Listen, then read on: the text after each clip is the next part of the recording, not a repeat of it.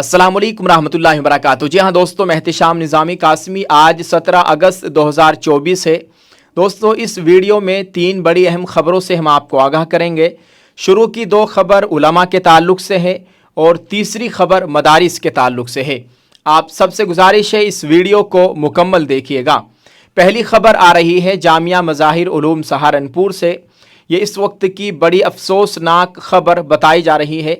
इस खबर को हमारे साथ शेयर किया है मौलाना दानिश फराज नोमानी साहब ने।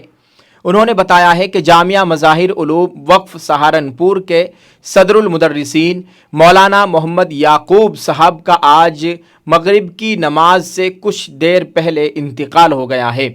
इन्ना लिल्लाहि व इन्ना इलैहि राजिऊन। अल्लाह ताला हज़रत वाला की मुकम्मल मग़फ़िरत फ़रमाए, लवाहिकीन को सब्र जमील अता फ़रमाए और जामिया मज़ाहिर उलूम वक्फ सहारनपुर को उनका नेमल बदल अता फ़रमाए। बताया जा रहा है कि मौलाना मोहम्मद याकूब साहब एक बड़े और बेहतरीन आलिम दीन थे। उनकी बहुत सी दीनी खिदमात है। अल्लाह ताला उनकी तमाम दीनी खिदमात को कबूल फ़रमाए और उनके लिए मग़फ़िरत का ज़रिया बनाए, आमीन। आप सबसे भी ईसाले सवाब की अपील की जाती है।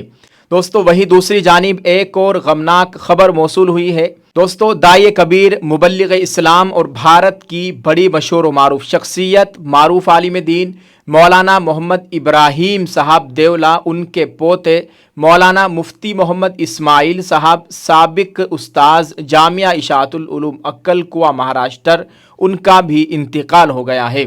इन्ना लिल्लाहि व इन्ना इलैहि राजिऊन। अल्लाह ताला मौलाना मुफ्ती इस्माइल साहब की मग़फ़िरत फ़रमाए, लवाहिकीन को सब्र जमील अता फ़रमाए। अल्लाह ताला उनकी तमाम दीनी खिदमात को कबूल फ़रमाए। दोस्तों, सभी देखने वालों से गुजारिश है कि इन दोनों हज़रात के लिए ख़ास तौर से दुआ का एहतिमाम किया जाए। अल्लाह ताला इनको कब्र में करवट करवट चैन और सुकून अता फ़रमाए, आमीन। दोस्तों, तीसरी खबर है मदारिस के ताल्लुक़ से। यह खबर मध्य प्रदेश से मौसूल हो रही है।